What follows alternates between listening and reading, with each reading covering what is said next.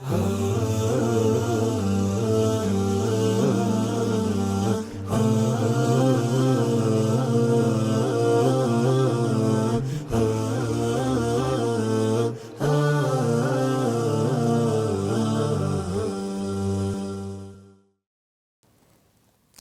لله والصلاة والسلام على رسول الله أما بعد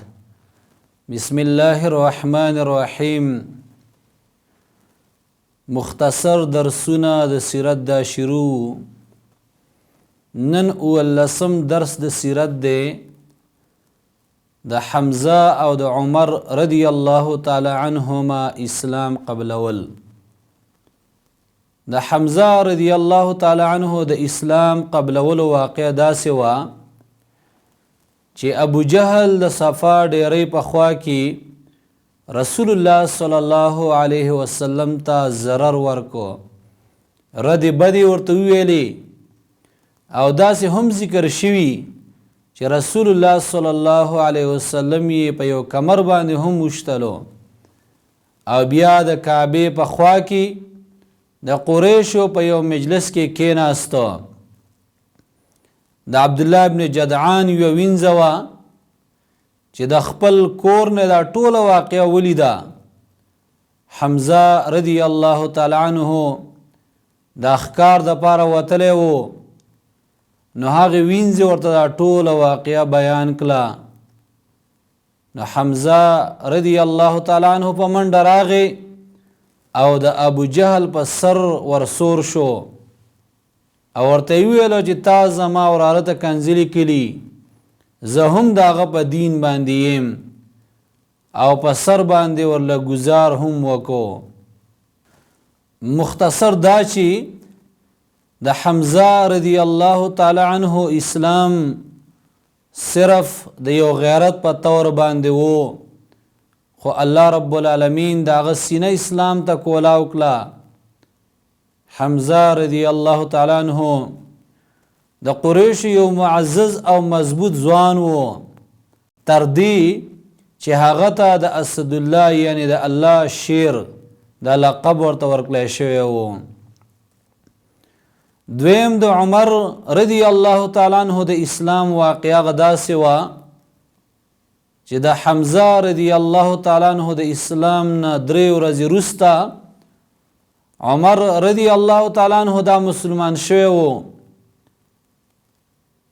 یوه ورځ رسول الله صلی الله علیه وسلم د کعبې سره منځ کولو عمر رضی الله تعالی عنه فټ شوی و او آیاتونه اوریدل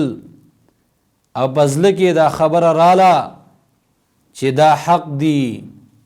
لیکن په خپل عناد باندې ولاړ و یوه ورځ یې توره راواغسته او د رسول الله صلی الله علیه وسلم په ختمولو په نیت باندې ووته لار کې ورسره یو سړی میلاو شو تپوس یې ترې وکړو چې چېرته د اراده ده نو هغه ورته ویل چې د محمد قتلولو دپاره ځمه هغه سړي ورته ویل چې ستا خور او ستا اوښې هغو هم اسلام قبول کړی دا یې واورېد او په غوسه باندې راغې او د خور او د اوښي کور ته او ورته یې وویلو چې تاسو بېدینه شوي وئ نو اوښي ورته په جواب کې وویل چې ای عمره که حق ستا د دین نه علاوه بل دین کې وي نو بیا د دې خبرې سره اوښې دا یې ښه ووهلو او خور یې مواله خور یې ورته دغه خبره هم وکړه چې عمره که حق ستا د دین نه علاوه په بل دین کې نو بیا او بیا یې خور وویل اشهد ان لا اله الا الله و اشهد ان محمد رسول الله مختصر دا چې عمر رضی الله تعالی عنه هم ویل چې دا کتاب مال را هم راوړی چې زه ولولم او عمر رضی الله تعالی عنه اسلام قبول کو خباب رضی الله تعالی عنه د بهر نه راغی او وی فرمایل چې عمره خوشاله شه رسول الله صلی الله علیه وسلم ستا دپاره دعا کړې وه بیا عمر رضی الله تعالی عنہ د رسول الله صلی الله علیه وسلم خواته دار ارقم ته راغې، دروازې ووهله. یو سړي وکتل چې عمر دی او توره ورسره ده.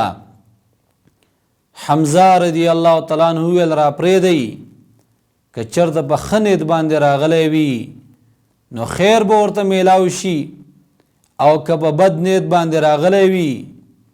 نو د هغه په توره به د هغه کار تمام کړم. بیا عمر رضی الله تعالی عنہ راغې او کلمې وویله چې اشهد ان لا اله الا الله و اشهد ان محمد رسول الله. صحابه کرامو په زور باندې تکبیر ویل تر دې چې دا आवाज حرم ته ورسېده. عمر رضی الله تعالی عنہ دا زورور سړی و او الله رب العالمین ورته قوت ورکړی چې کم خلک ډیر سخت وو د دین او د پیغمبر په دشمنۍ کې لکه ابو جهل، نو عمر رضی الله تعالی عنہ هغه کور ته په خپله لاړ او دروازې ورته ووهله، ورته ویل چې ما په الله او د هغه په رسول باندې ایمان راوړی دی. صہیب رضی الله تعالی عنہ فرمایي چې د عمر رضی الله تعالی عنہ اسلام قبلولو سره اسلام د ښکاره شو او اعلانیه او ښکاره دعوت شروع شو. موږ به بیا حلقې لګولې او د بیت الله نه به غیر چاپیره کېناستو او طوافونه هم کول. مختصر دا چې د عمر رضی الله تعالی عنہ د اسلام قبلولو سره اسلام او مسلمانانو ته ډیر قوت میلاو شو. وصلی الله علی خیر خلقه محمد و آله و اصحابه اجمعین.